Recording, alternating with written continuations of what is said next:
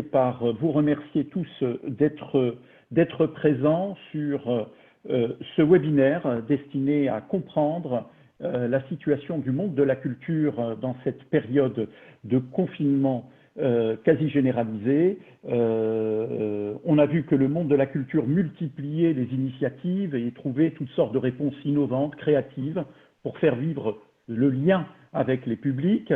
La culture s'est déplacée vers la toile, les réseaux sociaux, mais elle fait face à une crise sans précédent dans laquelle les petites structures risquent de déposer le bilan, le chômage augmenté, évidemment, chez les intermittents du spectacle. Hier, le chef de l'État a fait un tweet relevant que l'avenir ne peut s'inventer sans votre pouvoir d'imagination, en s'adressant aux acteurs culturels et aux artistes. En attendant les décisions nécessaires pour soutenir ces acteurs, nous avons souhaité à l'Écuge, nous-mêmes touchés, comme beaucoup d'autres, par cette situation, donner la parole à ces acteurs du monde culturel pour mieux comprendre comment nous pouvons sauver la culture dans notre pays. Et avant de laisser la parole à Esther Lenman pour présenter nos invités, je veux vous remercier, et vous qui nous regardez et qui avez déjà envoyé quelques questions, et je vous invite également à suivre cette émission en posant sur Zoom vos questions avec l'option Q&R que vous trouvez en bas de l'écran si vous utilisez un ordinateur, ou en haut à droite si vous utilisez un smartphone ou une tablette. Et pour ceux qui nous regardent sur Facebook, eh bien, n'hésitez pas à poster vos commentaires. Nous en tiendrons compte lors de ce direct. Esther. Bonjour et merci à tous nos invités. Je crois que l'idée, c'est d'essayer de faire un point rapide sur les problèmes qu'on rencontre tous depuis quelques semaines et aussi d'essayer de réfléchir à des solutions. Alors, si vous permettez, je vais commencer par vous présenter les uns et les autres et je vais le faire par ordre alphabétique, ce qui me paraît le plus simple. Alors, bonjour Laurent Bentata, je vais rappeler très brièvement que vous dirigez la branche française d'un des plus grands groupes internationaux de production de spectacles. Vous êtes aussi le directeur du théâtre Mogador à Paris et le vice-président de l'association des théâtres privés. Donc, vous avez vraiment, comme tout le monde, pris la tempête de plein fouet et c'est sous vos différentes casquettes que vous allez intervenir. Amélie Blosten-Nidam, bonjour Amélie, vous êtes journaliste, vous êtes rédactrice en chef adjointe du site toutelaculture.com et vous êtes certainement l'une des spécialistes qui connaissent le mieux les coulisses de ce qu'on appelle les arts vivants, c'est-à-dire l'opéra, la danse, le théâtre, la création contemporaine. On est ravis que vous ayez accepté de participer à ce webinaire. Bonjour Christophe Girard. Bonjour. Alors, Monsieur Girard, résumer votre parcours en quelques phrases serait impossible, mais je vais quand même essayer. Vous êtes un homme politique, vous êtes un homme de culture, vous avez été maire du 4e arrondissement à Paris, vous avez dirigé le groupe Yves Saint-Laurent. Aujourd'hui, vous êtes Monsieur Culture à la mairie de Paris. Vous êtes d'accord avec mon portrait ? Oui, je fais du vin aussi, je produis des films, et c'est très bien. Je suis l'adjoint chargé de la culture auprès d'Anne Hidalgo. Voilà, ça résume le temps présent, on va dire. Merci. Alain Kleinman, vous faites de la sculpture, vous faites de la peinture, vous faites des installations, vous écrivez, mais quel que soit l'outil, votre travail depuis toujours est une exploration de la mémoire, de ses traces et de ses silences. Là encore, ça bon ? C'est bon. Merci. Paul Salmona, vous dirigez le musée d'art et d'histoire du judaïsme, le MAJ, qui est l'un des musées juifs les plus importants d'Europe. Vous avez aussi beaucoup exploré les traces de la mémoire.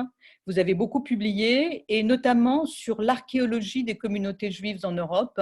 Donc là encore, vous avez plusieurs casquettes et vous interviendrez sous ces différentes casquettes si vous le voulez bien.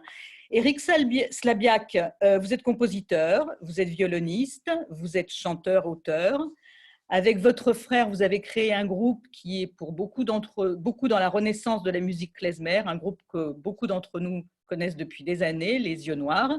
Aujourd'hui, vous jouez avec un autre groupe, puisque les Yeux Noirs n'existent plus, et ce nouveau groupe s'appelle Joseph Joseph.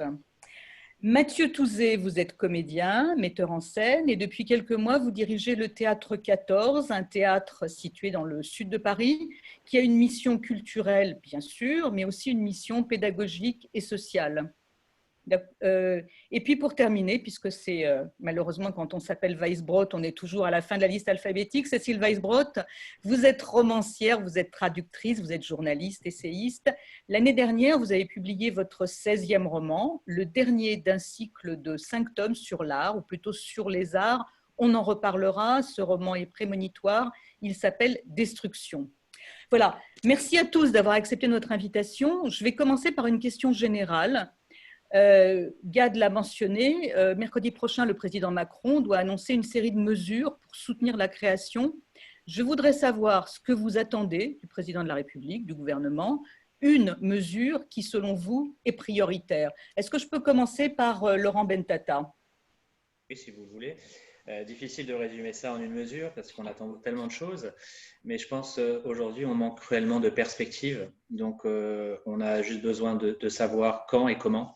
Quand est-ce qu'on pourra rouvrir et comment? Donc ce sont vraiment les questions principales qui nous hantent aujourd'hui parce que notre quotidien aujourd'hui est fait de plans et d'options et de scénarios que nous construisons et que nous reconstruisons le lendemain, que nous détruisons et reconstruisons le jour d'après. Donc, c'est des perspectives. J'attends des perspectives du chef de l'État aujourd'hui. Mettre fin à l'incertitude. Exactement. Mathieu Touzé, vous dirigez aussi un théâtre comme Laurent Bentata, mais le vôtre est non seulement plus local, plus petit, mais en plus, il a redémarré il y a juste quelques mois, à la fin de l'année dernière. C'est ça? Au début de cette année. On a début de réouvert cette année le 20 même. janvier. Ouais. Bon, alors donc, qu'est-ce que vous attendez que le président de la République annonce dans votre vue, de votre point de vue à vous? Moi, mon point de vue, il est toujours un petit peu dans l'attente. Nous, on travaille beaucoup et je pense que l'avenir va dépendre beaucoup de la manière dont les artistes vont résister à ce choc qui s'annonce. Et je pense qu'on a besoin, bien entendu, aussi de perspectives. Et on a besoin aussi de temps, je pense. Et les artistes ont besoin de temps. Et donc, par exemple, la revendication de l'année blanche est, je pense, quelque chose de très important pour les intermittents, puisque la crise a des déflagrations très importantes. Pour les gens qui ne sont pas dans le secteur de la culture, qu'est-ce que ça veut dire la revendication de l'année blanche? En fait, c'est de maintenir, de repousser d'un an toutes les dates de renouvellement de l'intermittence et du coup de leur permettre de maintenir le versement de leurs indemnités. Ce qui permet en fait d'attendre un an que la situation se reconstruise et se restabilise. Parce qu'aujourd'hui, on a tous les projets qui devaient avoir lieu n'ont pas eu lieu, ça c'est sûr, mais ceux qui devront avoir lieu sont aussi dans l'incertitude, puisqu'on ne peut pas répéter, on ne peut pas les créer, et puis on ne sait pas du tout si on pourra les financer. Donc il y a une incertitude qui est vraiment très très générale. Donc aujourd'hui, nous, on est… Donc vous demandez une aide financière pour les intermittents, en gros. En gros. Ok, merci. Paul Salmona, quand début avril, je crois, vous aviez prévu une grande et très belle exposition sur l'école de Paris, qui est un des mouvements d'art les plus importants dans la culture juive contemporaine. Bon, cette exposition est bloquée par le confinement. Qu'est-ce qui va se passer? Elle est reportée de 6 mois, d'un an? On fait pareil, une année blanche, on efface et on fait comme si rien, comme si on repartait à zéro? Non, on ne fait pas une année blanche au sens où on espère pouvoir reprendre la programmation à partir de début septembre. Non, en revanche, l'exposition Paris pour école que vous évoquiez à l'instant, effectivement, devait ouvrir le 1er avril et est reportée d'un an. Elle ouvrira au printemps 2021. Et donc, ça a pour effet de décaler tout le programme des expositions et c'est un jeu de domino assez complexe. Et on rouvrira à l'automne, si tout va bien, évidemment, avec une exposition, je pense, qui sera de bonne aloi sur Pierre Dac. Voilà, ce qui nous permettra peut-être de retrouver le sourire et qui n'était pas spécialement destinée aux touristes, comme il n'y en aura pas. Elle sera plutôt adaptée au public parisien, francilien, français. Donc voilà, donc, ce qu'on attend, c'est d'y voir clair sur les modalités avec lesquelles on peut ouvrir, que ce soit les salles du parcours permanent, il y a quand même 1000 mètres carrés de parcours permanent, hein, d'une magnifique collection permanente, vous le disiez. Donc là, et ça pose relativement peu de problèmes sanitaires pour fonctionner. Ce qui est beaucoup plus une inconnue, c'est tout ce qui est atelier pour enfants, tout ce qui est pédagogie, médiation, visite conférence, et puis une préoccupation qu'on partage avec le cinéma et le théâtre, qui est le fonctionnement de l'auditorium. Où là, on n'a aucune visibilité sur les modalités avec lesquelles on pourra accueillir du public. Est-ce qu'il faudra supprimer un fauteuil sur 2, ce qui est probable, un rang sur 2, plus un fauteuil sur 2, ce qui sera vraiment très, très pénalisant, et ainsi de suite. Pour autant qu'on puisse rouvrir. Je crois qu'on va revenir là-dessus plus en détail. Amélie Blaustein-Nidan, faites-nous un panorama de, selon vous, vous connaissez bien le domaine de la création, vous connaissez bien ce milieu, vous connaissez bien les gens qui le fabriquent. Selon vous, quelle est la chose la plus importante que le président Macron doit annoncer mercredi ?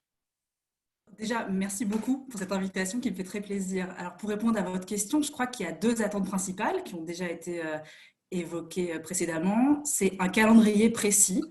Le discours d'Édouard Philippe était juste une plaisanterie. La culture a été balayée en 2 secondes avec un amalgame où on a d'un côté les médiathèques, les bibliothèques, les théâtres, les cinémas, comme si tout était un seul et même bloc, ce qui n'est vraiment pas le cas. Les problématiques sont différentes dans chaque domaine. Et ça, je crois que c'est un des grands oubliés depuis le début du confinement. Donc, on attend un calendrier précis. Quand est-ce que les théâtres, les cinémas peuvent rouvrir ?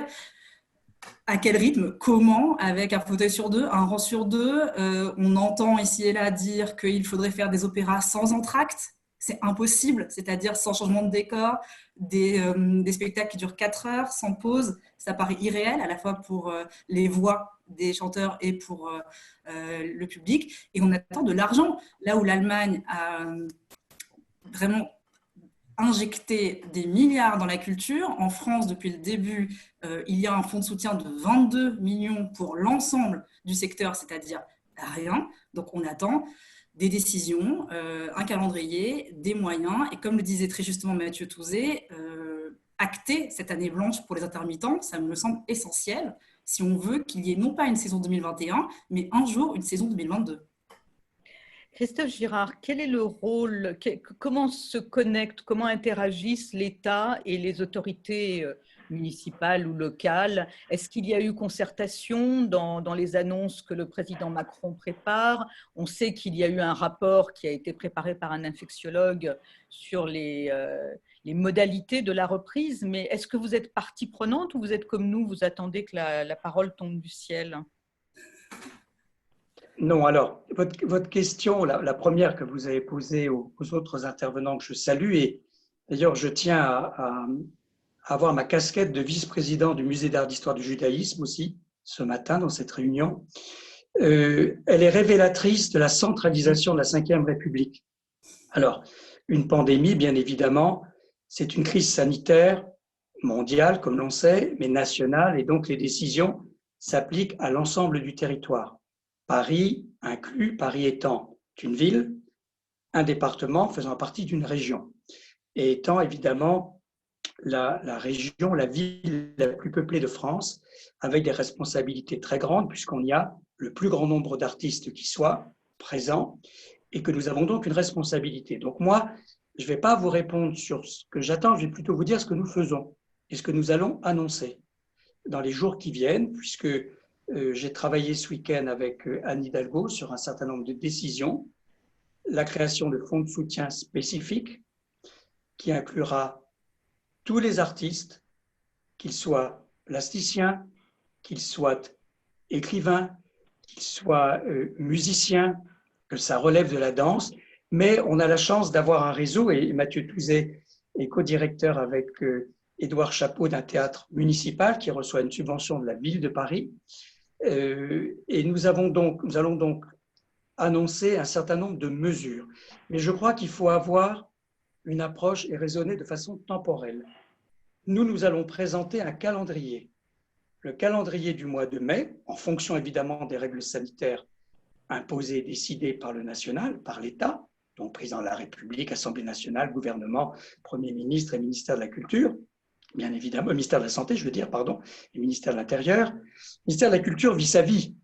Nous, à Paris, on a 70 bibliothèques, on a 1000 artistes dans les ateliers logements, on a un certain nombre de lieux comme le 104, mais on a aussi des beaucoup plus petits lieux, et puis un certain nombre d'associations que nous soutenons. Donc, nous allons donner un calendrier pour mai, un calendrier pour juin.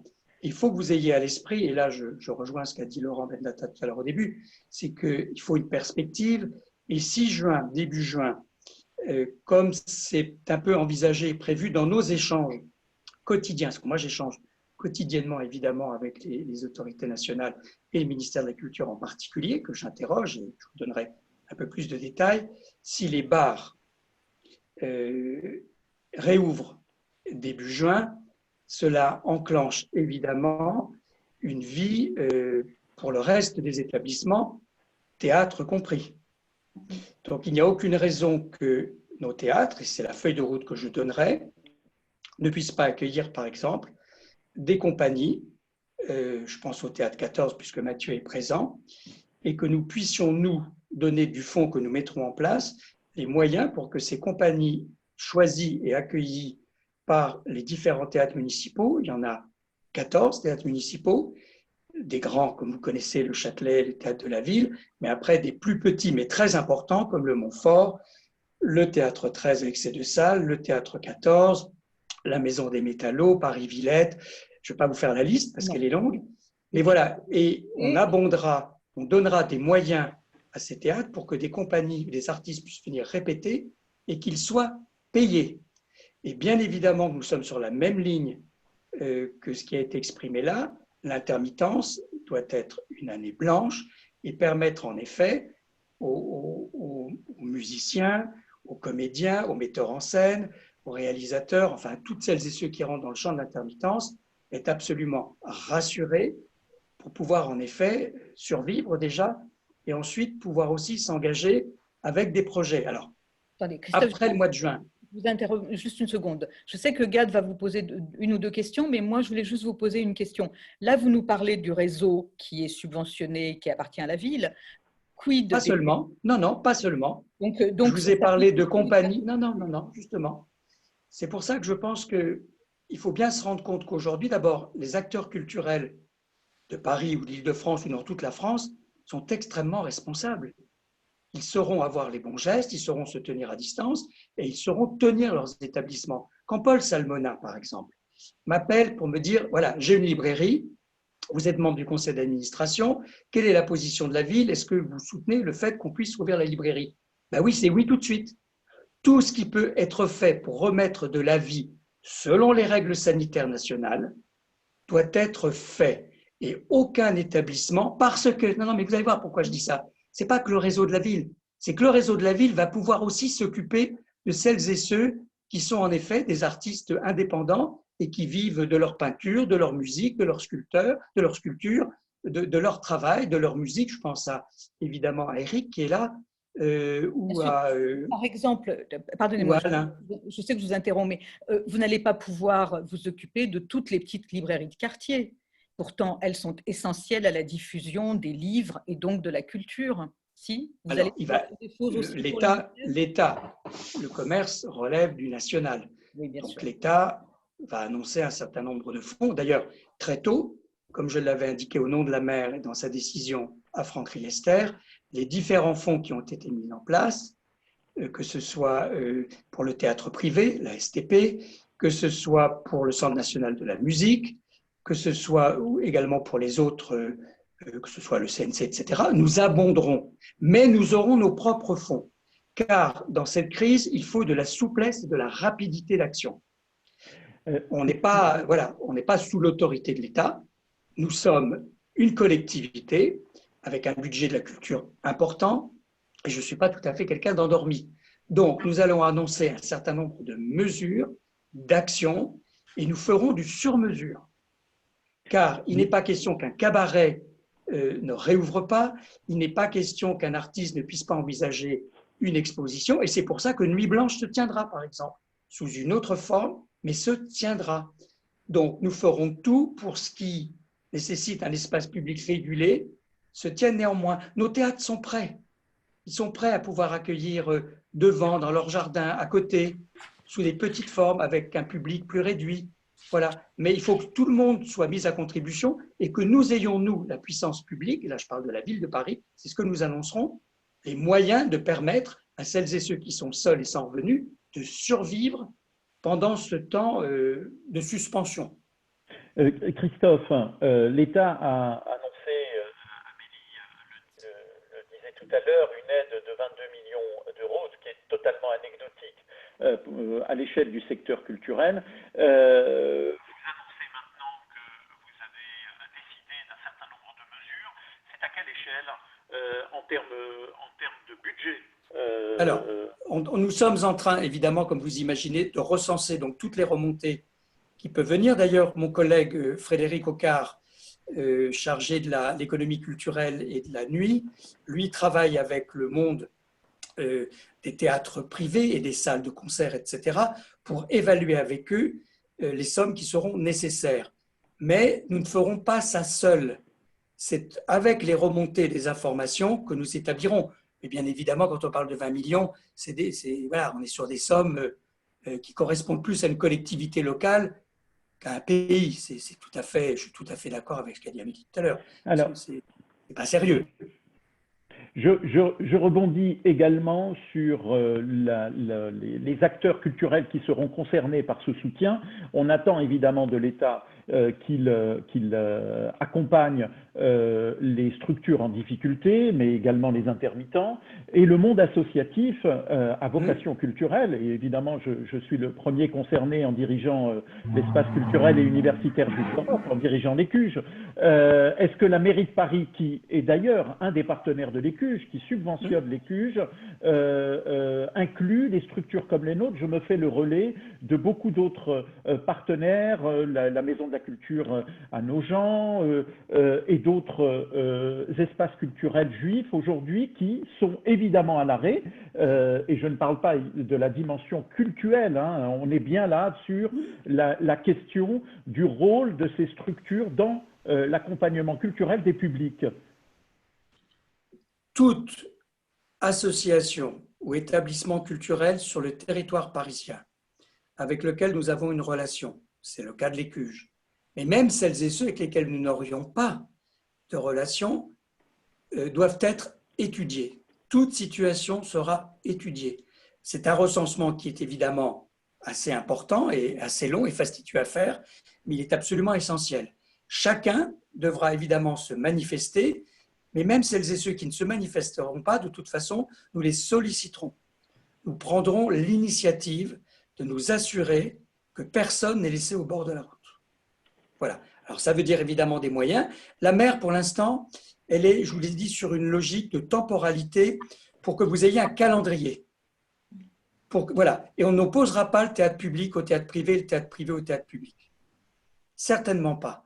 On doit être dans une idée collective. Et je crois que la volonté d'Anne Hidalgo, elle me l'a clairement redit hier soir, parce qu'on a 1h30 de travail, puisque j'avais en plus cette réunion avec vous, et puis moi je ferai des annonces demain, publiquement. C'est évidemment. Vous ne souhaitez pas nous les réserver, en fait? Pardon? Vous ne souhaitez pas nous les réserver, ces annonces? Ben, je ne peux pas vous les réserver, puisqu'il y a une exclusivité avec Télérama. Donc, sur le site de Télérama, ce qui est normal, puis je n'ai pas totalement terminé. Déjà, je vous en dis beaucoup quand même, hein, très honnêtement. Nous en remercions. Laurent Bentata, puisque vous êtes là et que vous venez d'entendre les ébauches de plans de mesures qui vont être faites demain officiellement par la ville de Paris, une première réaction au nom de l'association des théâtres privés? On peut que se satisfaire, en tout cas, s'il y a de la mobilisation de la mairie de Paris, comme un peu du ministère de la Culture, même si je le trouve un peu absent en ce moment, mais on en a besoin. Et en gros, je voudrais rajouter une chose. Bien sûr que la première priorité pour nous sont les intermittents. Faut pas l'oublier. Ce qui rend le théâtre vivant aujourd'hui, le spectacle encore vivant, c'est eux. Et quand on voit ce qui se passe, notamment au niveau des réseaux sociaux et de la créativité, je pense que c'est grâce à eux qu'on entretient cette flamme-là. Et je pense que cette problématique de l'intermittence et de cette année blanche, je pense que aussi nous, producteurs, et nous, patrons de théâtre, on la soutient activement. La deuxième chose, c'est que je pense qu'il va falloir qu'on va devoir être deux pour jouer cette partition. Bien sûr, les acteurs, mais aussi les spectateurs. Quelles seront leurs intentions? quelles sont leurs envies de revenir dans une salle. Bien sûr, à nous aussi de les rassurer. Et il va falloir, on va en parler certainement tout à l'heure au niveau des mesures de restriction, ou adaptées ou pas. Hein. Moi, j'ai un avis très, très partagé là-dessus, mais très clair sur ces restrictions qui semblent s'annoncer. Et on en parlera certainement tout à l'heure, mais bien sûr qu'on va avoir besoin, je disais qu'on était 2 à jouer cette partition, enfin en réalité on est 3 parce que l'État doit être là et les aides devront arriver. Et ces aides, elles ne seront pas simplement sur l'année 2020 parce que les conséquences seront aussi sur 2021.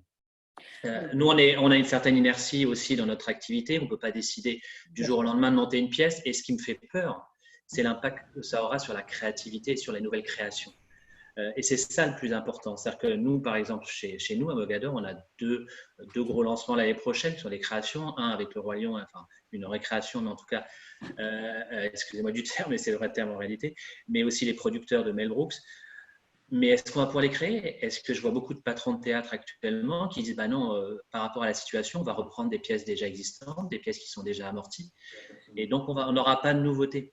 Et ça, c'est un vrai problème. Donc les conséquences, elles seront sur 2021, et les aides devront aussi parvenir. Et l'une des mesures qu'on demande, notamment, c'est de prolonger, de continuer, notamment l'activité partielle sur 2021, parce que encore une fois, ces conséquences seront très fortes. Et aujourd'hui, j'en terminerai là-dessus. On travaille sur plusieurs scénarios, je vous l'ai dit, et certains scénarios qui sont à l'extrême sont sur des reprises en septembre 2021. Bon, est-ce que vous me permettez de allez-y, ensuite on passe à la suite. Bien sûr, allez-y. À Laurent, il a tout à fait raison. C'est pour ça que nous, on a fait le choix de la temporalité et d'un calendrier précis. Mais juin, puisqu'on sait qu'à chaque fois, il y a une évaluation de l'épidémie. Est-ce qu'elle se résorbe? Est-ce que l'épidémie est plutôt en train de diminuer, ce qui est le cas aujourd'hui, mais il faut rester très prudent. Le 11 va être une date quand même, un petit peu de brassage à nouveau. Juin, si les choses se passent bien, les bars réouvrants donnent une indication vers les théâtres. Et je crois qu'on a besoin d'un temps assez court pour prendre des décisions et agir. Mais moi, j'ai eu le sentiment, enfin plus que le sentiment, pour avoir échangé avec beaucoup d'artistes, metteurs en scène, c'est pour ça que j'étais tout à fait contre la décision à titre personnel, puisque je ne suis pas le ministre de la Culture, mais que le Festival d'Avignon soit annulé purement et simplement, alors que sans doute une petite forme, voyez, plus délicate, aurait pu être trouvée pour que le symbole reste. Et je pense que la symbolique est très importante en ce moment dans les actions, dans les mesures. Comme l'a dit Laurent, il y a une créativité, mais qui est absolument débordante. Vous savez, là, je suis allé en Seine-Saint-Denis, il se passe des choses extraordinaires dans les cages d'escalier, où les jeunes créent, dessinent.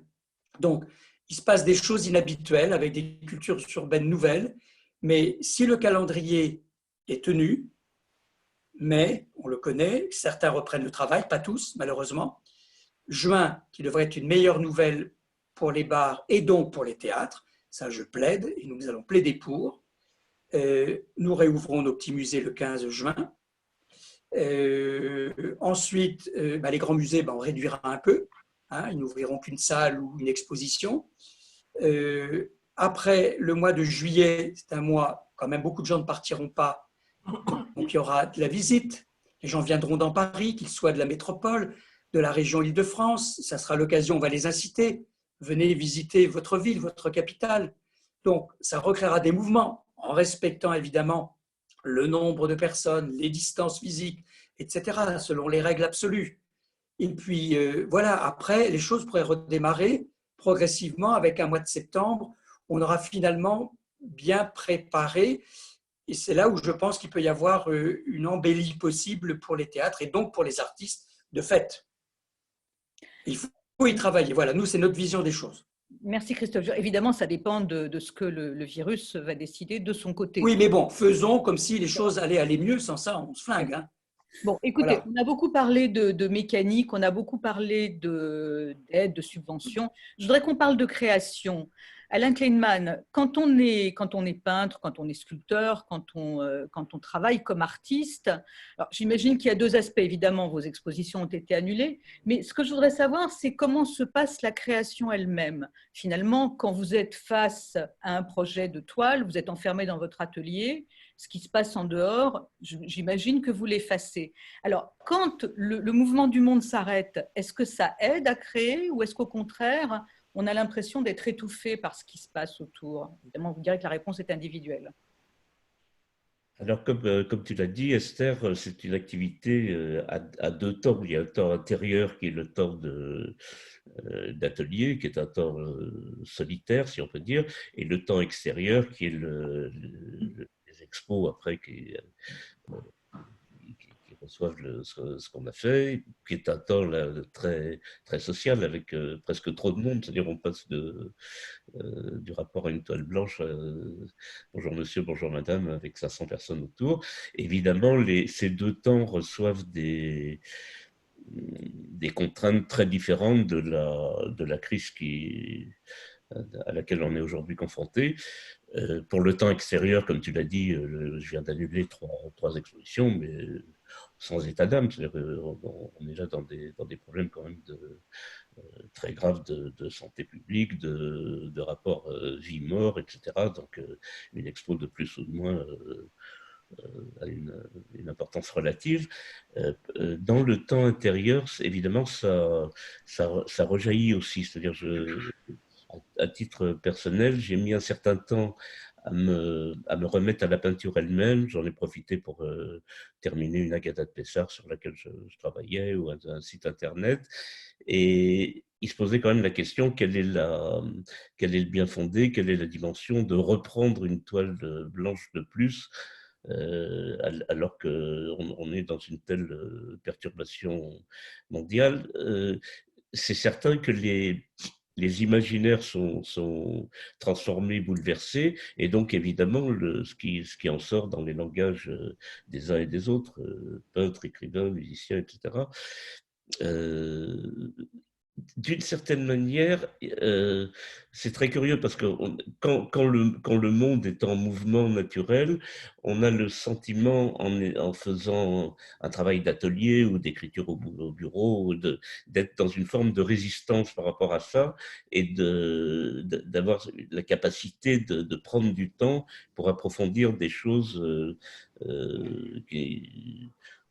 pour lesquelles les gens n'ont pas nécessairement le loisir de le faire. Et soudain, la population entière est mise dans cette curieuse situation de solitude, d'avoir du temps, de ne plus être dans une effervescence d'activités plus ou moins extérieures. Et j'avoue que ça rebalance un peu les choses différemment, c'est-à-dire l'espèce d'essentialité dans laquelle on essaie dans nos activités d'être, d'un seul coup est vraiment partagée. Par exemple, j'étais très frappé de voir au commencement de la crise à quel point les gens, par exemple au supermarché, vont acheter des produits essentiels, le riz, les pâtes, les pommes de terre, et non pas des chocolats euh, de telle qualité ou de telle marque, ou des mets sophistiqués. C'est-à-dire on retombe sur quelque chose d'essentiel. C'est vrai aussi de cette espèce de rapport vie-mort qu'on oublie dans nos sociétés au quotidien, et qui d'un seul coup, comme une sorte de retour du refoulé, nous arrive comme étant évidemment ce qui est vrai, la chose essentielle à laquelle se confronter. Donc tout ça bouleverse beaucoup évidemment les imaginaires intérieurs, et en particulier même ceux pour qui il était naturel de se lever le matin, d'être en atelier, de se recoucher le soir. Est-ce que je traduis de façon juste ce que tu viens de dire? C'est-à-dire qu'il va quand même falloir du temps pour que l'alchimie se produise et pour qu'une œuvre reflétant ce qu'on est en train de traverser puisse se créer. Je pense qu'il y aura nécessairement un vrai bouleversement des imaginaires, des priorités, peut-être un certain balayage de choses un peu superficielles, faciles, ludiques, avec peut-être un autre retour du ludique, parce qu'on en a besoin par ailleurs aussi. Paul Salmona parlait De Pierre Dac, d'une exposition sur Pierre Dac. de montrer Pierre Dac en ce moment. Je ne sais pas, tout ça est assez mystérieux. Enfin, je ne peux malheureusement parler qu'en mon nom, mais c'est en train de travailler à l'intérieur. J'ai aucune idée de là où ça mène. Vous savez, on est comme un funambule sur un fil, et la question, c'est de faire le pas d'après. Qu'est-ce qui se passe 10 pas plus loin? À vrai dire, on n'en a pas de. Si on le savait, on y serait déjà. Merci Alain. Cécile Weisbrod, je disais tout à l'heure que vous avez publié l'année dernière un livre qui s'appelle Destruction, qui raconte l'histoire d'un monde confiné en quelque sorte. Bon, c'est pas un virus, c'est une dictature. Et l'héroïne de ce livre est un écrivain qui, par son écriture, résiste à un régime politique qui essaye d'effacer la mémoire, qui essaye d'effacer toute pensée sérieuse. Alors, vous avez passé des mois plongés dans ce monde intérieur de confinement imaginaire. Tout d'un coup, vous vous retrouvez dans un confinement réel. Est-ce que vous étiez plus équipés que nous, qui avons été pris complètement par surprise, ou est-ce que vous êtes, comme Alain Kleinman, un petit peu déséquilibré, ne sachant pas comme tout le monde, quoi, ne sachant pas très bien comment réagir? Je crois que ce livre était le produit d'une angoisse, et c'est une angoisse que je retrouve totalement dans ce qui nous arrive aujourd'hui.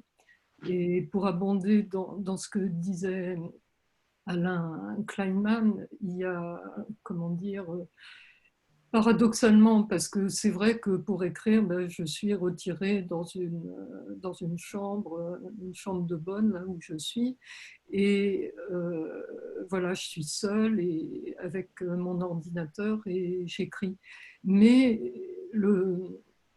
la création, c'est un mouvement, c'est un processus en mouvement. Et la sédentarité absolue dans laquelle on est coincé aujourd'hui me paraît, en tout cas pour moi, je la vis comme totalement contraire à ce mouvement. Et c'est une période, j'étais contente de lire ça hier dans Le Monde, sous la plume de Christophe Honoré, par opposition à plein de discours qu'on entend, oui, j'ai enfin le temps de penser à des choses essentielles et tout ça, de dire c'est une période qui est absolument stérile du point de vue de la création. Alors peut-être que ça donnera des choses plus tard, je ne sais pas. De toute façon, le temps de la création en littérature et sans doute dans les autres domaines, c'est un temps, c'est pas le présent, c'est le passé ou le futur, mais on n'est jamais dans l'instant. La création ne coïncide jamais avec l'instant vécu. Et je voulais juste dire une chose par rapport à ce que Christophe Girard disait tout à l'heure, c'est le bien que ça fait d'entendre parler d'un calendrier et de choses d'un temps précis qui se remet en mouvement par rapport à tous les discours dont on est envahi, qui sont totalement anxiogènes, et par rapport à l'omniprésence d'une part du discours scientifique, médical, et comme si c'était la seule, comment dire, la seule variante, enfin la seule constante qu'il y avait dans nos vies, et ensuite par rapport à d'autres discours politiques qui sont extrêmement vagues et qui sont censés ouvrir des perspectives qui n'ouvrent pas tant ils sont dans la généralité. Et d'entendre parler d'un calendrier du mois de mai, du mois de juin et d'un avenir, voilà, on respire un peu. Bon, donc cet événement a déjà eu une fonction positive. Éric Slabiak, décidément, j'arrive pas. Éric Slabiak, pardonnez-moi d'écorcher votre nom comme ça. Vous êtes musicien, donc comme Alain, comme Cécile qui ne peut pas faire de signature, comme Alain qui ne peut pas faire d'expo, vos concerts évidemment sont annulés, mais vous êtes aussi compositeur. Alors, même question. quand le monde s'arrête autour, est-ce que vous vous êtes senti libéré? Chouette, j'ai du temps, je peux m'occuper de ce qui se passe à l'intérieur de ma tête. Ah, je me suis senti libéré du monde que je n'aimais pas avant la crise. Donc, je suis sur une espèce de nuage qui attend un redémarrage peut-être meilleur. J'aimais pas beaucoup le monde avant. J'avais un cadre pour composer de la musique. Je fais de la musique pour le cinéma, le théâtre. J'ai eu le temps de terminer la musique d'un film parce qu'il y avait ce cadre. Je n'ai plus d'autres projets et je n'ai pas d'inspiration particulière parce que moi, je réagis au mouvement, à la vibration des corps. Quand je sors dans la rue, je réagis à ce que le monde induit dans sa manière de se mouvoir dans l'espace, comme je réagis à la manière d'un réalisateur de bouger sa caméra ou d'un metteur en scène de faire bouger et parler ses comédiens. Donc là, il n'y a plus de réaction puisqu'il ne se passe plus grand-chose dans la rue. Mais ça me va très bien. Je suis triste parce que je n'ai plus rien sur mon calendrier et que j'avais pas mal de projets qui allaient démarrer. Mais cette période de latence et de calme me permet pas mal d'introspection et de développement intérieur. Donc, un peu comme Cécile et Alain, vous n'êtes pas en train d'écrire votre grande symphonie, mais vous pensez qu'il y a un processus intérieur qui pourra déboucher sur des choses qui sont imprévisibles. Pour ma part, j'en sais rien. J'espère que le processus intérieur du monde qui souffre en ce moment va déclencher des choses qui ne concernent pas forcément le domaine artistique, culturel. Et par conséquent, les acteurs de la culture dans le monde vont sans doute être inspirés par cette période. J'en suis à peu près sûr. Mathieu Touzé, le théâtre, vous êtes aussi comédien, vous êtes metteur en scène. Christophe Girard parlait tout à l'heure d'une créativité de l'art urbain. Je crois que vous voulez que le Théâtre 14 soit inscrit dans cette créativité-là. Est-ce que pour vous, là, en tant que metteur en scène, parce qu'en tant que comédien, évidemment, vous ne pouvez pas travailler, mais en tant que metteur en scène, est-ce que c'est une période de réflexion intérieure, de créativité, ou au contraire, comme je crois que c'est Cécile qui citait Christophe Honoré, qui parle d'enfermement, il a l'impression d'être en prison et de rien pouvoir faire. Moi, je suis plutôt dans la posture de Christophe Honoré sur cette période. Elle est assez terrible. Moi, j'ai mis déjà beaucoup de temps à essayer de retrouver un chemin d'un livre ou même d'une lecture. C'est vrai que, alors, avec le théâtre, il est complètement arrêté. C'est-à-dire que pour moi, le théâtre, c'est d'abord et avant tout une rencontre et un dialogue entre un artiste, un public et quelque chose d'extrêmement vivant. Et moi, je travaille beaucoup sur cet aspect vivant et relationnel entre l'artiste et le public. Donc, cette période, elle est terrifiante. Et puis, elle est terrifiante aussi à l'endroit où la société, entre guillemets, est attaquée. C'est-à-dire que nous, on travaille sur le lien social et la première chose attaquée par le confinement, c'est le lien social. Donc, il y a quand même une remise en cause à un endroit dans la réflexion artistique de ce qu'on fait, pourquoi on le fait, à quoi ça sert et on est attaqué en plein cœur. Donc, quelque chose qu'on pensait extrêmement utile, on se retrouve avec quelque chose qui, dans les derniers temps, a été dangereux même. Donc, la période, en plus, à l'arrêt, est complètement bloquée et je crois qu'on partage ça aussi avec les autres comédiens avec qui je suis beaucoup en relation avec le Théâtre 14. Tout est... on n'arrive même plus à lire, on n'arrive même plus à concevoir et c'est vrai que cette absence de perspective de sortie, elle bloque aussi toute possibilité de création, quoi. Alors après, la création, c'est un flux, c'est une façon de voir et de vivre le monde, donc ça va nécessairement, ce qui se passe affectera la création, mais en tout cas aujourd'hui, dans mon cas, elle la bloque complètement. Et puis le chemin fait aussi jusqu'ici, en tant qu'artiste, doit être re-questionné. nécessairement. Et du coup, c'est assez vertigineux, je trouve. J'ai une dernière question que je voudrais vous poser à vous quatre en tant que créateurs. On est à l'Écuge, c'est une maison de la culture juive et peut-être plus que d'autres, mais je crois pas, il n'y a pas que nous, mais plus que d'autres, nous vivons dans l'ombre de la Shoah, de la Deuxième Guerre mondiale, surtout ceux qui... ça fait partie de notre vie quotidienne, ça fait partie de notre façon de penser, de créer. Alain, Cécile, Mathieu, Éric, est-ce que vous avez l'impression que ce qu'on est en train de traverser nous renvoie un écho de cet espace culturel dans lequel on a grandi, nous permet de comprendre certaines choses, nous permet d'approfondir certaines choses? Je vous laisserai... Alain, tu veux commencer ? Oui, alors c'est très curieux ce que tu dis, à vrai dire, je l'entends très régulièrement, c'est-à-dire toute personne qui a vécu, il y en a encore peu, il y en a plus tellement, mais ceux dont l'imaginaire ou ceux qui ont un lien familial historique avec la Shoah sont ramenés à quelque chose de l'ordre de ce moment historique dans ce qui se passe. Évidemment, les conditions sont très différentes. Ici, l'ennemi est invisible, il n'est pas identifiable, c'est pas un autre être humain.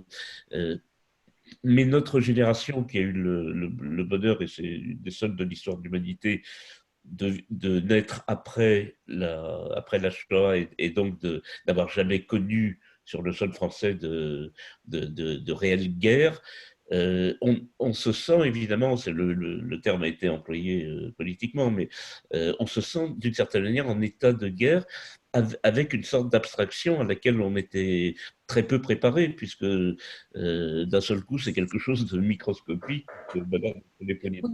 Est-ce que du coup, ça renvoie à justement, tu parlais de cet imaginaire, est-ce que ça nous oblige à y réfléchir plus? Est-ce que ça nous permet de mieux comprendre certaines choses? Est-ce que ça réveille des angoisses avec lesquelles on a grandi? Alors, je ne suis pas sûr que l'actuelle situation soit un outil historique meilleur d'analyse de ce qui s'est passé pendant la dernière guerre mondiale. Non, je ne parlais pas d'outils historiques, je parlais de réflexion imaginaire. Si je peux me permettre, Cécile. Esther, oui. Esther, peut-être avant de donner la parole à Cécile, par rapport à cette voix portée par ces créateurs, par ces artistes, on va peut-être interroger Christophe sur son avis, et comme je sais qu'il doit nous quitter, peut-être nous rappeler un peu les infos clés à attendre des annonces qui vont intervenir demain pour la mairie de Paris et dans le secteur culturel évidemment, et peut-être ce qu'il attend des annonces de l'État à venir. Et on revient ensuite sur cela. Christophe? Oui, vous m'entendez? Oui. D'accord. Pardon, c'est parce que je dois aller à une autre réunion, qui est une réunion de l'équipe municipale sur les mesures à prendre, évidemment quotidiennes. Vous savez qu'on doit gérer la rue aussi, qui n'est pas dans un très bon état. Mais je voudrais, avant d'être très précis et de répéter 2-3 choses, dire que, bien évidemment, beaucoup de démons ressortent. Et moi, par exemple, dans mon cas, puisque je suis gay, l'épidémie de sida, qui évidemment a été une épidémie, qui n'est pas d'ailleurs aujourd'hui qu'on soigne, mais qui n'a pas de vaccin, nous a permis, en tout cas pour beaucoup d'entre nous, d'avoir un rapport au monde extrêmement vigilant, extrêmement attentif et dans la notion du soin. Après, vous avez vu que l'épidémie de sida aura produit des esthétiques dans le cinéma, dans la musique, au théâtre, dans l'écriture, assez inouïes. Et donc, du coup, je vous recommande vraiment le livre, le très très beau livre de Cécile, Destruction. Je crois que c'est aux éditions Bruit du Temps. Parce que je l'avais lu, c'est un livre magnifique et je trouve très contemporain. Et puis, faisons aussi attention, et je trouve qu'aujourd'hui, ce matin, ce qui est très, très agréable et rassurant, c'est que chacune et chacun ayant des fonctions et une vie différente dans les choix d'artistes, de sa place dans la société, aucun mot outrancier n'a été utilisé. Et vous savez, vous parliez de la Shoah, mais regardez ces réactions anonymes, immondes de quelques citoyens qui demandaient à des couples homosexuels de partir parce qu'ils seraient contaminants et dangereux, à des infirmières de quitter parce qu'elles soignaient des personnes séropositives du Covid. Voilà, donc on n'est jamais à l'abri de l'ignoble et de l'horreur. Voilà, le pire ressort. Mais j'ai le sentiment que quand même l'histoire a fait son travail et que tout ce qui est fait, le mémorial de la Shoah, le musée d'art d'histoire du judaïsme, les CUJ, tous ces lieux, je veux dire, de pensée, de réflexion, permettent quand même de tenir les digues et que, en effet, c'est quand même du meilleur qui sort dans nos comportements collectifs et individuels. Moi, c'est le sentiment que j'ai. Et donc, je vous confirme, nous sommes sur un calendrier mai, juin, juillet, août. Vous verrez pourquoi je mentionne août demain. Voilà, tout ça fait sens. Mais nous ne devons pas attendre un vague cadre qui nous indique, parce qu'en effet, on ne sait pas comment évolue le virus, on ne sait pas comment évolue l'épidémie. On doit juste écouter et être sérieux. Mais on ne va pas attendre septembre. Voilà. On ne va pas attendre septembre. Il faut qu'ici ou là, les établissements puissent revivre, parce que c'est la vie de chacune et de chacun. Et il faut que chacune et chacun, dans le champ de la culture, puisque c'est là où je dois agir et j'ai une responsabilité, je suis au travail de la cité, hein, je ne veux pas qu'on abandonne en plus la parole du poète, vous devez obtenir des réponses, que ce soit le théâtre Mogador, que ce soit le théâtre 14, que ce soit un artiste, sculpteur, plasticien seul, une femme écrivaine dans sa chambre de bonne, que ce soit, mais qui que ce soit, un musicien, qu'il puisse rejouer dans un kiosque à musique à Paris avec son violon, comme Éric Slabiak. Voilà, que vous toutes et tous, vous ayez des réponses. Et je pense que c'est le rôle du politique, quand c'est difficile, de faire des choix, parfois peut-être aussi de supprimer des choses pour en faire naître beaucoup plus d'autres, mais que ça soit mieux partagé. Voilà, un meilleur partage de l'argent public. Et en tout cas, nous, on sera dans cette attitude et on tentera d'être attentif à chacune et chacun. Chacune et chacun a sa place dans la cité. Paris est votre ville et c'est le rôle de la maire de Paris et c'est mon rôle d'adjoint à la culture d'être à vos côtés. Voilà, et j'essaierai de l'être le mieux possible. Et nous, à court terme, on va demain se précipiter sur Télérama. C'est sur Internet, hein, l'interview, parce que je dois la terminer. Sur le site de Télérama. Merci beaucoup. Merci, Christophe. Merci à vous. Merci beaucoup pour tout ce qui a été dit, l'intelligence de ce qui a été dit. Merci beaucoup.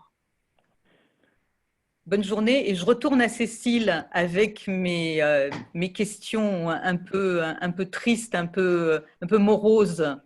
Est-ce que, évidemment, toute proportion gardée, on n'a pas faim, on n'a pas froid, personne ne nous tire dessus, mais est-ce que cette période fait écho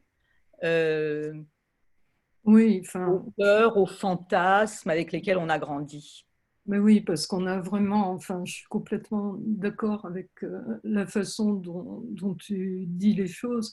On a baigné vraiment, même si évidemment on ne l'a pas vécu, dans ces récits, en tout cas nous, la génération née immédiatement après la guerre, dans ces récits de nos parents, grands-parents, ceux qui étaient encore là et qui ont survécu à l'extermination programmée.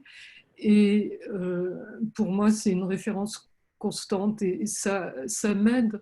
C'est-à-dire à la fois dans cette période, je comprends un peu, parce qu'évidemment, on ne peut pas comparer de l'intérieur ce qu'ont pu vivre les gens de ma famille sous l'occupation. Et en même temps, ça m'aide aussi à relativiser ce qu'on vit maintenant, parce que évidemment, c'est moins, comment dire, c'est moins grave. Enfin, c'est pas du même ordre. Mais je parlais, j'ai la chance d'avoir ma mère qui est encore en vie, qui a 87 ans et qui avait 10 ans lors de la rafle du Veldiv et qui s'en est sortie miraculeusement. Et je me souviens qu'elle me racontait, et on en parlait il y a quelque temps au téléphone, de cette période où elle était obligée de rester dans une chambre pour se cacher, enfin, chez des gens qui la cachaient avec sa mère et son frère dans la région parisienne. Et ils étaient obligés de rester sur un lit toute la journée pour pas que le parquet craque, pour pas que les gens d'en dessous sachent que cette chambre était habitée alors qu'elle devait être inhabitée. Donc quand je pense à ça, je me dis que moi, dans un appartement à Paris, ne pouvant pas aller à 1 kilomètre autour de chez moi, c'est rien par rapport à ça. Donc juste pour dire, ça aide à comprendre de l'intérieur, à approcher plutôt un tout petit peu ce qui a pu être vécu à cette époque et à relativiser aussi ce qu'on vit maintenant, même si évidemment c'est difficile. Mais voilà, pour te répondre, c'est très présent en moi. Paul Samona voulait prendre la parole sur ce sujet. Oui, je voudrais juste faire un tout petit rappel historique pour rebondir sur ce que disait Cécile Weisbrot. De mon point de vue, historiquement, l'analogie la plus précise qu'on peut faire, c'est l'analogie à la Grande Peste, à la peste noire de 1348, qui est très bien documentée d'un point de vue historique, hein, il y a énormément d'archives, et d'un point de vue archéologique, puisqu'on a même trouvé des fosses communes de juifs massacrés à l'occasion de la peste, notamment en Catalogne, où on le sait de manière extrêmement précise, les Juifs ont été les boucs émissaires de l'épidémie. Si je rebondis sur ce que disait Cécile Weisbrot, c'est que évidemment le grand exemple littéraire, c'est La Peste de Camus, qui est écrit, et donc qui est une métaphore du nazisme, et qui est écrit, ça n'est pas tout à fait un hasard, mais c'est assez fascinant, qui est écrit dans ce grand lieu du sauvetage qu'est le Chambon-sur-Lignon en 1943, où pour des raisons qui n'ont rien à voir avec le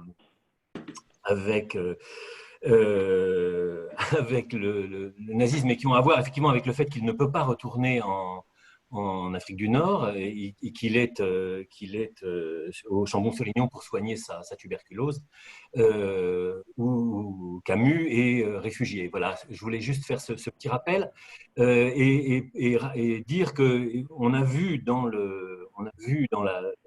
2 mois qui viennent de s'écouler, des résurgences effectivement de complotisme antisémite. Je ne reviens pas dans le détail dessus, ce n'est pas la peine de leur donner de l'épaisseur, et que nous avions prévu au mois de juin, évidemment sans rapport avec l'épidémie, puisque c'est un colloque que nous préparons avec Conspiracy Watch maintenant depuis 1 an à peu près, avec Rudi Reichstag et l'équipe de Conspiracy Watch, un colloque sur le complotisme envisagé de manière un peu historique, diachronique, depuis l'Antiquité jusqu'à nos jours, et que nous le reportons donc en janvier à l'Auditorium du Mage.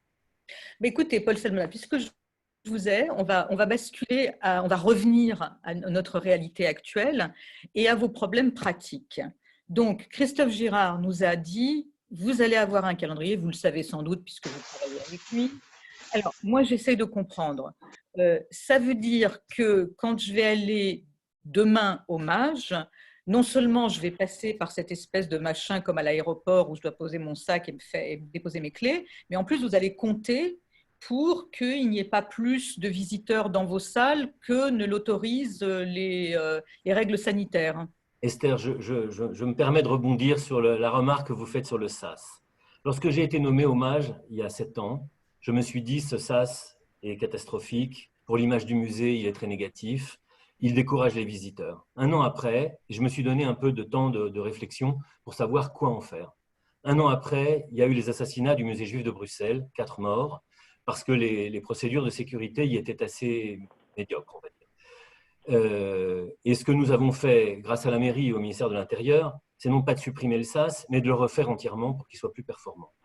Non, mais et je dois dire, malgré mon peu de goût pour les procédures de sécurité, que je suis heureux chaque matin qu'il y ait ce sas, parce qu'une Évidemment. fois qu'on est à l'intérieur du musée, on est tranquille.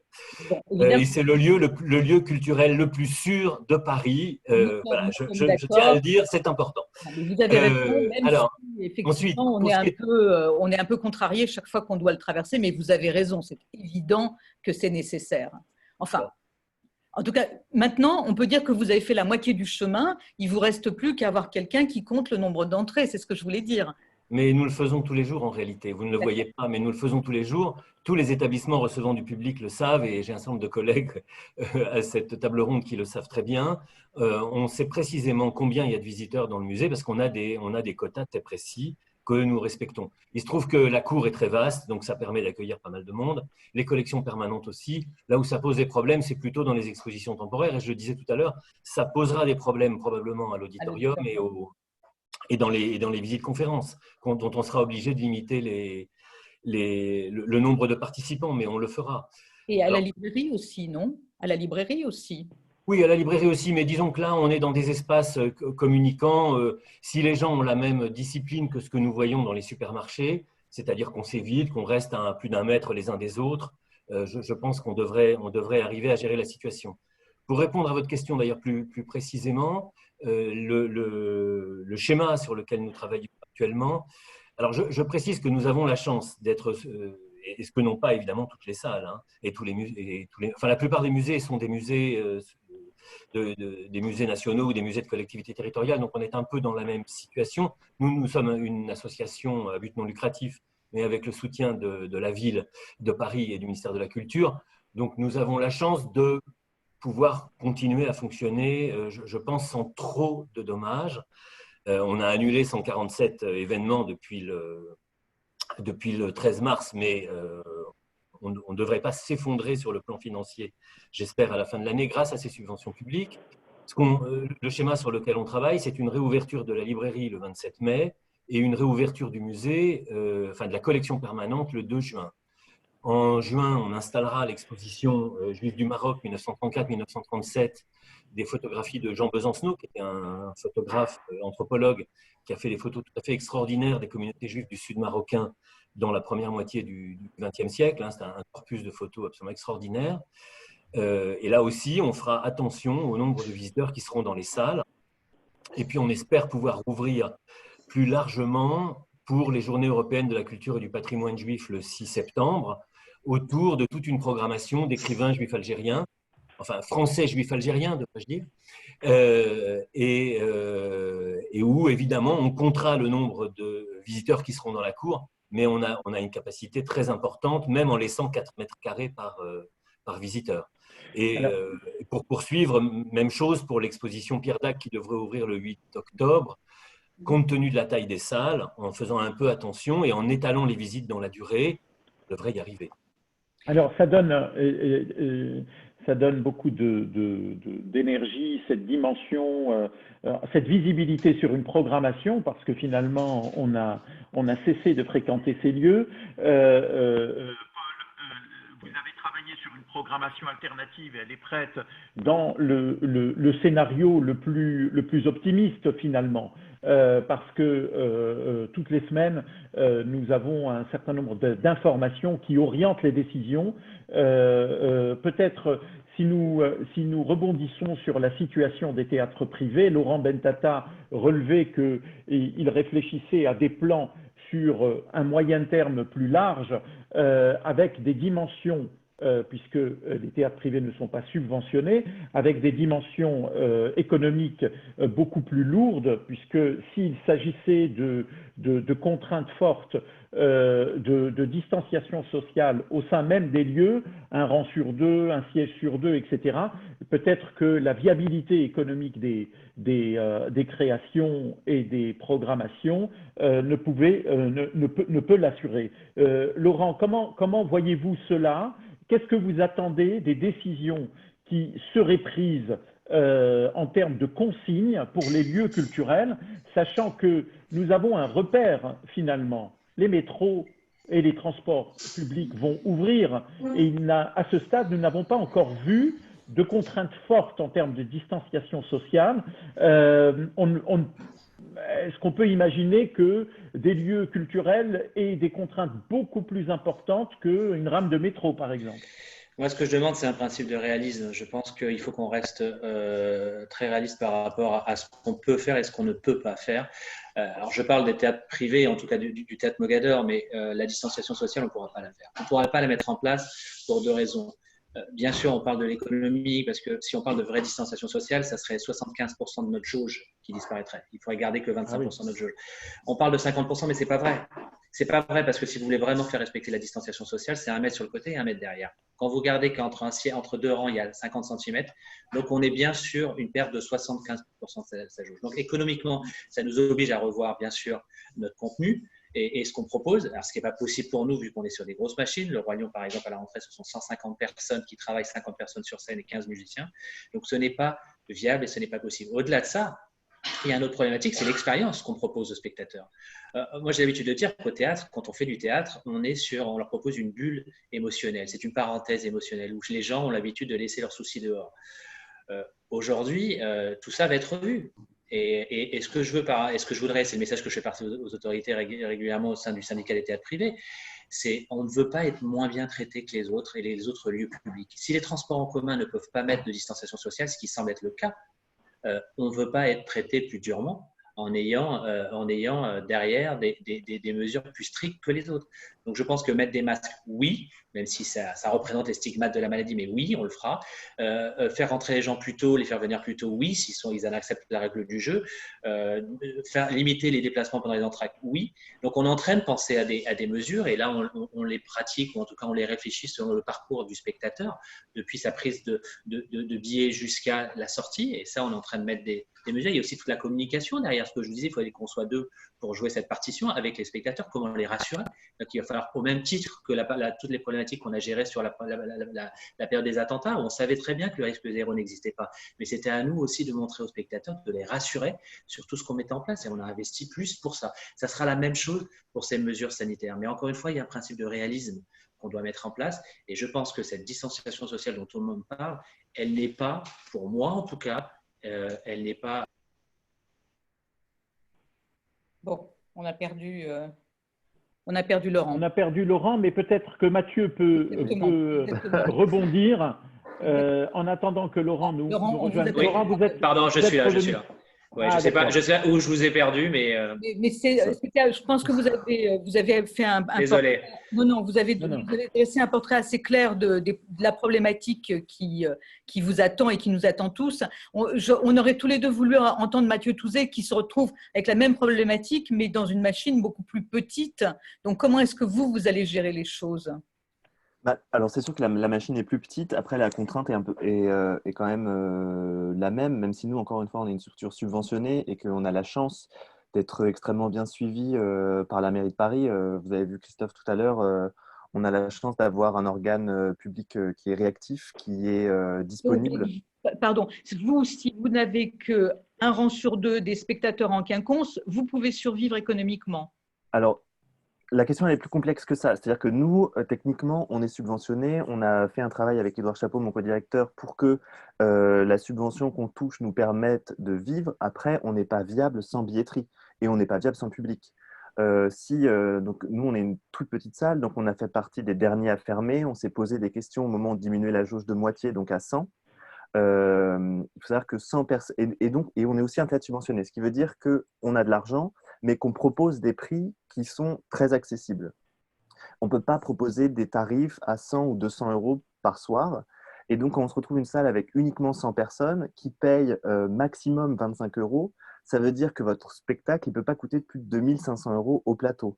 Donc, ça veut dire 1-2 personnes grand maximum. C'est-à-dire que ça limite quand même l'économie du fonctionnement du lieu et ça limite le type de spectacle. Déjà, sur une salle de 192 places, le type de spectacle qu'on peut accueillir, il est très limité et on ne serait pas viable sans subvention. Mais la seule subvention ne nous permet pas de proposer des choses comme un spectacle pour 2, 3 ou 10 personnes. C'est pour ça aussi que des festivals très très subventionnés comme Avignon ont dû arrêter en fait. Alors après, si on avait peut-être une jauge immense, on pourrait faire un solo en ayant une personne sur deux, puis on arriverait quand même à mettre 200 personnes dans la salle.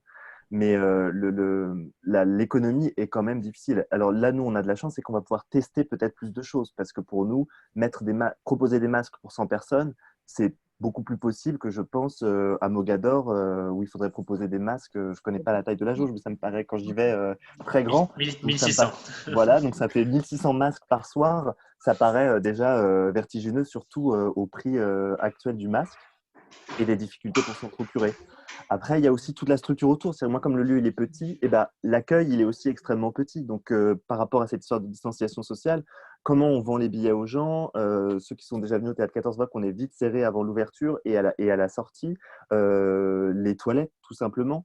Comment on réalise des files d'attente, comment on éclate ça dans l'espace. Alors peut-être qu'au beau jour, on pourra travailler sur l'extérieur, mais quand on voit les files d'attente devant les supermarchés ou les pharmacies, imaginez les 200 personnes à 1 mètre d'écart dans la rue, et encore plus les 1600 personnes. Je pense qu'il faudra bloquer plusieurs rues pour que les spectateurs du Théâtre Mogador attendent à 1 mètre de distance. Après, est-ce que ces mesures doivent exister ou non exister? Là, c'est très difficile d'avoir un avis. Déjà, moralement, est-ce que moi, je peux me permettre de dire il ne faut pas de mesures, il faut comme dans le métro, on peut tous se serrer parce qu'il n'y a pas de problème. Moralement, c'est très difficile de dire il n'y aura pas de virus dans mon théâtre, donc les gens peuvent y venir. Il faut trouver un équilibre, il faut réfléchir par rapport aux difficultés de chacun. Amélie parlait des entractes tout à l'heure, de la viabilité économique, d'ouvrir ou pas ouvrir. Est-ce que du coup, on repousse encore de quelques mois une ouverture en aidant économiquement le maintien des lieux? Je pense qu'encore une fois, on a besoin de réfléchir, on a besoin de prendre des décisions qui sont correctes et qui sont intellectuellement réfléchies. Je crois que, de ce que je disais ce matin dans le JDD, la position du gouvernement, ce serait plus de faire en quinconce, ce qui paraît déjà plus concevable, mais diviser une jauge par deux, l'économie d'un lieu, elle est faite par rapport à sa jauge. Donc la diviser par deux, c'est quand même économiquement compliqué, qu'on soit subventionné ou non subventionné. Parce qu'encore une fois, c'est pas parce qu'on est subventionné. Vous parliez d'Amélie, je m'excuse de vous interrompre, je voudrais passer la parole à Amélie pour qu'elle nous fasse, puisque là, vous racontez l'histoire d'un petit théâtre, Laurent Benbatta raconte l'histoire d'un grand théâtre. Je voudrais qu'Amélie nous fasse une espèce de tour d'horizon du secteur des arts vivants. Oui, alors, il se passe beaucoup de choses en fait en ce moment. J'étais ravie d'entendre les artistes et surtout, merci beaucoup à vous quatre pour votre honnêteté parce qu'on entend beaucoup « c'est super, je crée sur Instagram, etc. » C'est pas ce qui se passe. La réalité, c'est plutôt ce qu'a dit très justement Christophe Honoré, c'est cet enfermement, vous êtes coincé, vous n'arrivez pas à écrire et à penser. À toute la culture, on a fait un dossier qui s'appelle « Confinement ». Ce matin, il y avait 145 articles publiés dans ce dossier, dont une centaine d'interviews d'artistes. Alors, ça va de Myriam Gourfink, qui est chorégraphe, à Claire Vincent, qui est chanteuse de pop. Enfin bon, un panel très large. Et tous nous disent la même chose. Ils profitent de ce temps pour se recentrer sur eux-mêmes et en aucun cas pour penser l'après. Donc, c'est assez flippant, je trouve. Et en même temps, à toute la culture, ça nous a imposé une chose qui est de penser maintenant, le temps présent, ce temps qui est plein de vide, mais un vide à la Sisyphe, c'est-à-dire qu'on remplit, on remplit de vidéos, etc., mais ça coule. Et on a réussi à déceler tout de même des actualités plutôt sympas. Finalement, souvent, le spectacle vivant, et il faut faire confiance aux artistes, ont réussi à trouver, même dans les moments les plus sombres, des façons de faire. Et je voulais vous parler de quelqu'un que j'aime beaucoup, qui s'appelle Anatoly Vaslov. Il est danseur et chorégraphe, et il fait un spectacle tous les jours sur Facebook. Il fait du live, vraiment du live, comme si on était au spectacle en fait. C'est tous les jours à 17h30, ça dure 30 minutes. Il demande à son public de lui offrir 2 mots, et de ces 2 mots, il crée une danse sans filet. Donc là, on est dans du live le plus direct. Je m'étonne que Mathieu Touzé n'ait pas parlé de ce qu'il fait en ligne au Théâtre 14, parce que j'adore vous suivre. Et il y a tous les jours des lectures, et on voit tous les jours les comédiens associés au théâtre, mais aussi d'autres. La Scala, qui est un théâtre que j'aime beaucoup aussi, a demandé à tous les acteurs culturels de faire un fil sur Twitter où on lisait tous l'un des passages les plus célèbres de Phèdre. Donc, il se passe des choses. Nous, au sein du journal, on a monté une plateforme de streaming qui permet aux compagnies de mettre en ligne leurs captations et le public qui le veut met l'argent qu'il veut pour voir la vidéo et tout l'argent revient à la compagnie, donc un moyen direct d'aider le spectacle vivant. Je vous entends je vous entends et évidemment on va tous aller regarder le spectacle de ce danseur. Mais est-ce qu'on ne risque pas de se retrouver à faciliter le passage au tout virtuel qui menace quand même tout ce qui est art vivant? Et deux, quand Éric Slabiak joue dans une salle, ce n'est pas la même chose que quand je le regarde sur une vidéo avec en plus les distorsions du son et de l'image. Rien ne vaut le vivant. Il n'y a pas de spectacle vivant sans vivant. Il n'y a pas de théâtre sans répétition au plateau. Et aujourd'hui, le théâtre qu'on dit contemporain particulièrement s'écrit au plateau. C'est-à-dire l'écriture même, elle est vivante. Elle est plus avec des corps et avec des voix qu'avec des mots qu'on écrit sur une feuille. Il faut avoir ça en tête. De toute façon, on en est là. Alors, justement, on a abordé des questions, je dirais, techniques liées à cette reprise, à ce déconfinement progressif que nous espérons le plus rapide possible. Mais vous avez relevé les difficultés que cela induit. On a également abordé la créativité débordante des artistes pendant cette période qui ont offert des formats innovants, des formats nouveaux que l'on va probablement pas retrouver sous cette forme, évidemment, lorsque les lieux seront à nouveau ouverts, mais je pense qu'il en restera quelque chose. Probablement que les institutions culturelles ont même si elles se sont saisies de la digitalisation depuis des années, mais ont compris que la digitalisation restera un axe stratégique de développement, ne serait-ce que de la visibilité de leur institution culturelle au niveau mondial. Mais au cœur de la culture, il y a les artistes. Et donc, la question majeure, Laurent Bentata l'a dit tout à l'heure et Christophe Girard également, la question majeure, c'est de trouver le moyen de soutenir les artistes, parce que soutenir la culture, soutenir la création, c'est avant tout soutenir les artistes. Et donc, on attend beaucoup des mesures gouvernementales de ce point de vue. Peut-être, avant de faire un dernier tour de table, je vais demander à Éric Slabiak de nous transporter dans son univers d'artiste avec son violon, s'il veut bien. Oui, Éric, je me risque à vous demander de nous faire oublier un petit peu cette angoisse. Qu'est-ce que vous pourriez nous jouer maintenant? Je vais vous jouer une mélodie yiddish, sans parole.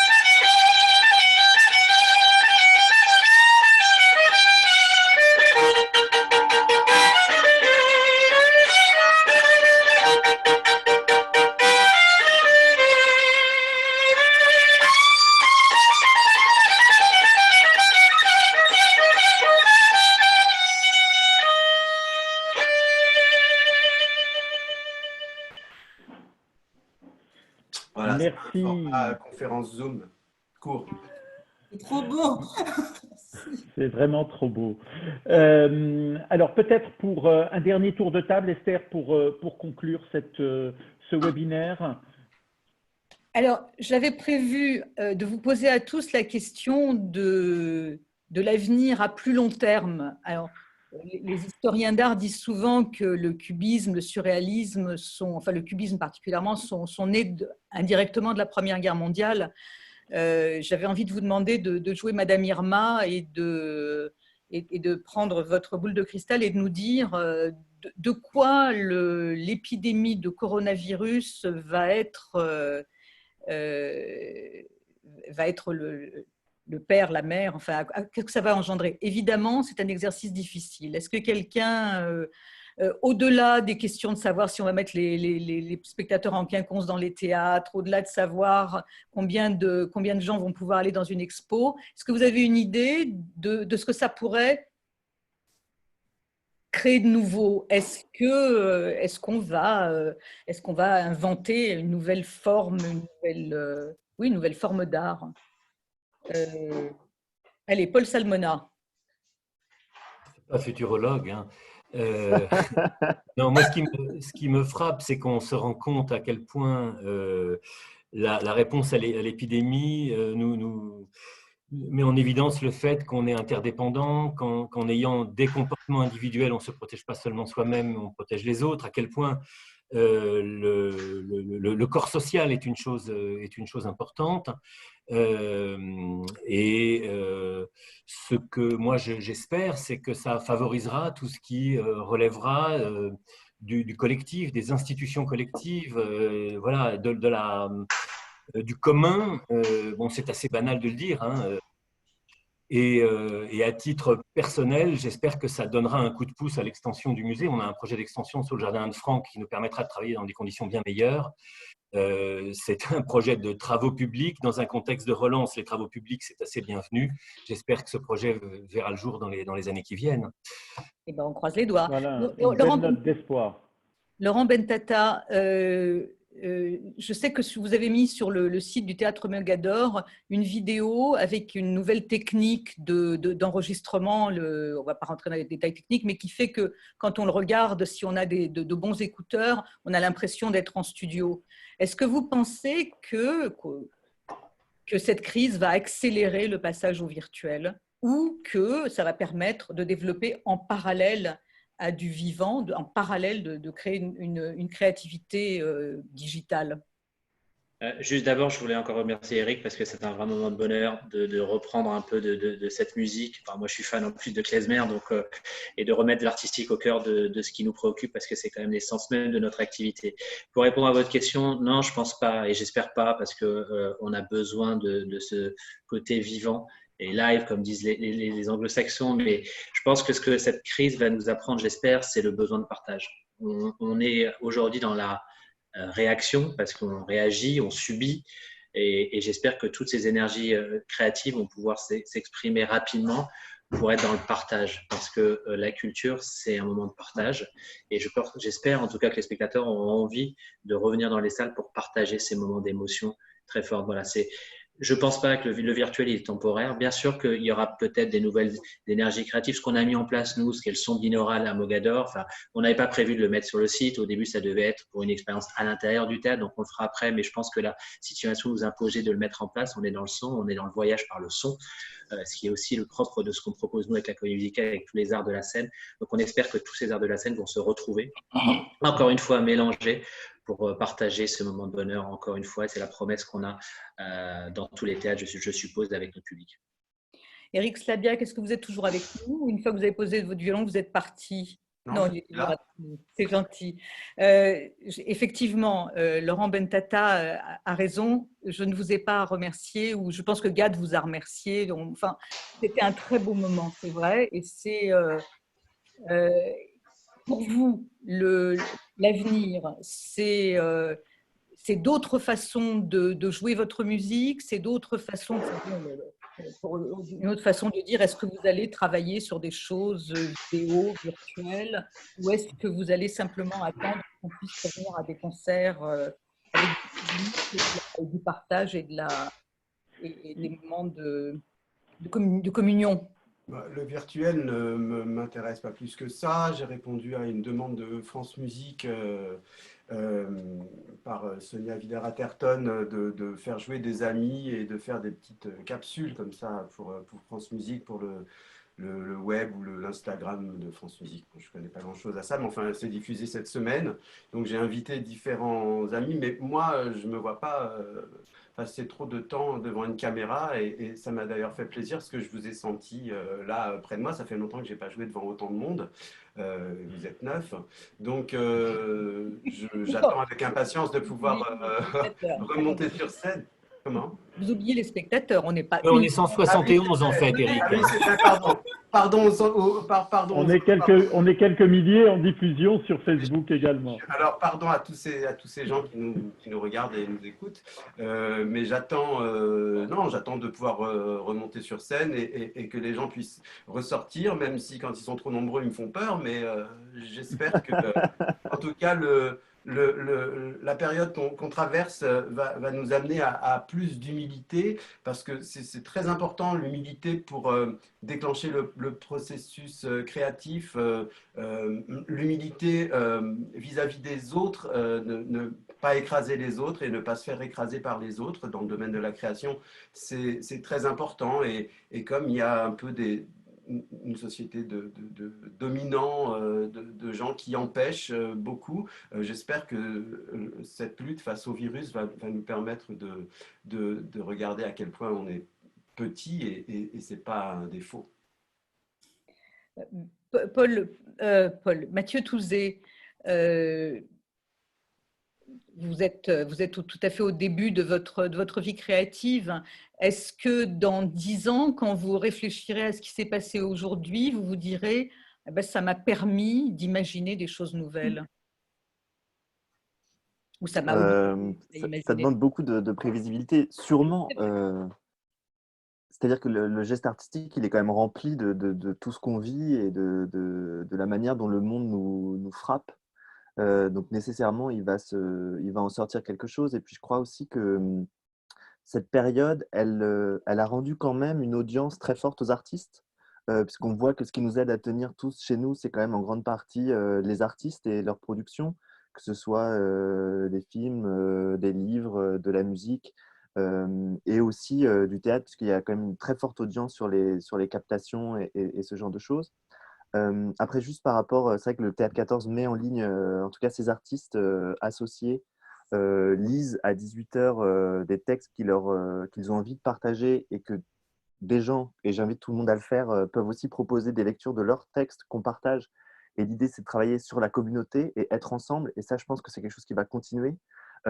Pour moi, ce n'est pas du théâtre. Nous, le théâtre sans relation sociale, à mon avis, n'existe pas. Ce sur quoi on travaille avec le théâtre et sa mission de service public, c'est d'être ensemble et trouver des moyens d'être ensemble et de partager la culture ensemble. Et donc, j'invite tout le monde à venir le faire avec nous. Et après, je crois que ce fait de recentrer quand même le temps sur l'artiste va permettre que les artistes soient plus libres dans leur espace de création. Je pense qu'on était quand même aussi dans une période où l'artiste il était très contraint par une pression économique, bien sûr, mais aussi politique, morale, d'attente. Les gens avaient beaucoup d'attentes des artistes. Et je pense que ça va libérer ça et que la parole de l'artiste, elle sera plus accueillie de manière plus libre, en fait, de manière plus ouverte. Enfin, j'espère beaucoup ça, que du coup, on pourra créer plus qu'avant. De votre bouche à l'oreille du bon Dieu, comme on disait chez moi. Cécile Weisbrot, Cécile, est-ce que pour toi, pareil, est-ce que dans quelques années, tu vas regarder cette période en te disant, bon, ben, ça a bouleversé quelque chose chez moi qui a permis, ça a libéré quelque chose? Vraiment, je ne peux pas répondre, je crois. Je ne sais pas du tout. Mais bien sûr, on peut espérer que les choses vont... Enfin, d'abord, la trace en moi, je ne sais pas. Je ne peux pas répondre. Okay, parce que c'est probable qu'il y en aura une, mais... Je vais te poser la question autrement. Je vais poser la question autrement. Je vais te poser la question autrement. Est-ce que, par exemple, tu te dis, tiens, il y a plein de possibilités virtuelles. Et si j'écrivais un petit texte que je mettrais, que je m'enregistrerais et j'irais sur le site du Théâtre 14 pour lire mon petit texte, est-ce que ce sont des possibilités ou bien est-ce que tu te dis que ça ne correspond pas à ton univers? Non, c'est des possibilités, mais qui existaient avant déjà. Donc, c'est pas ce virus qui nous donne une possibilité de quoi que ce soit.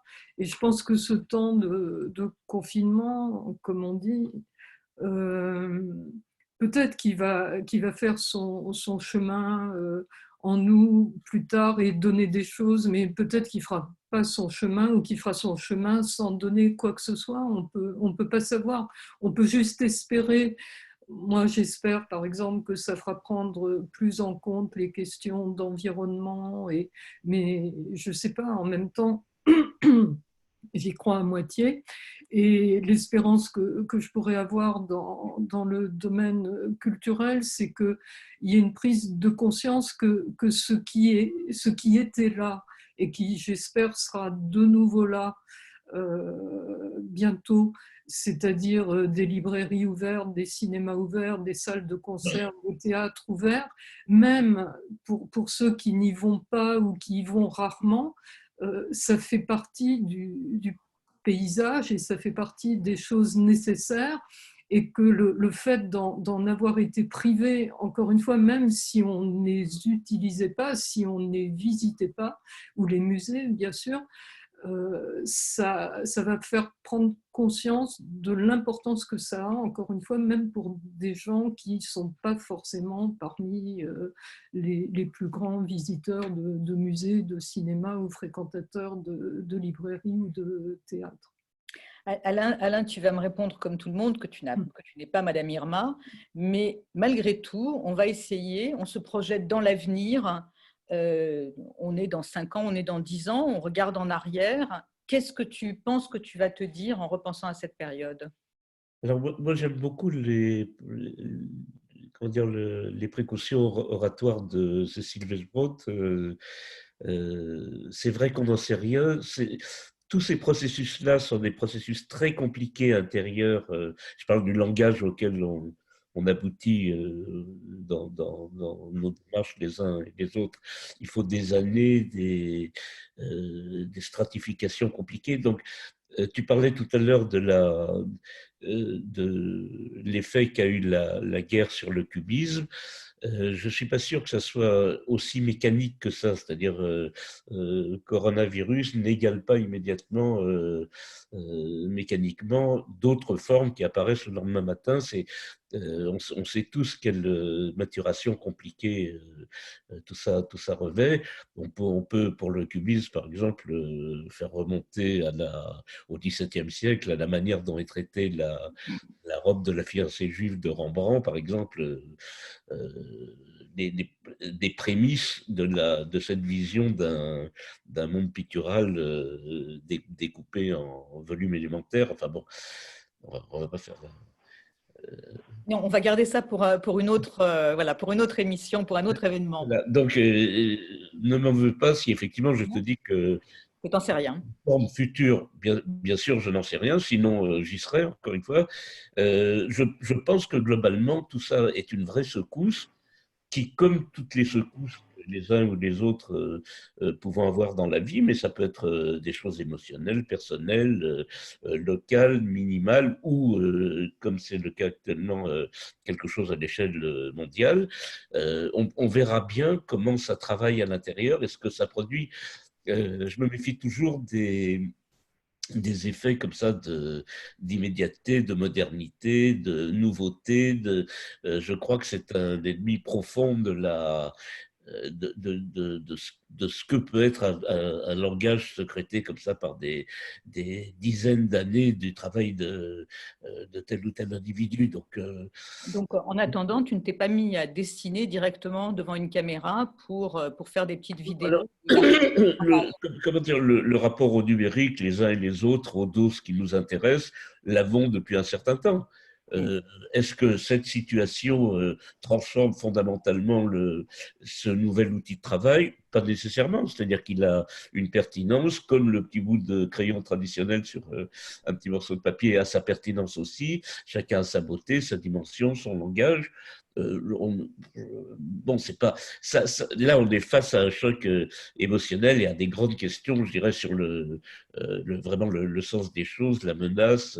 On est dans autre chose. Sur l'outil de travail lui-même ou le langage, encore une fois, que les uns et les autres secrétons,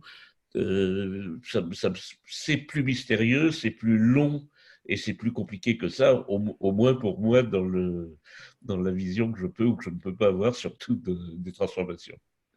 Bon, Amélie, vous êtes une spectatrice avisée.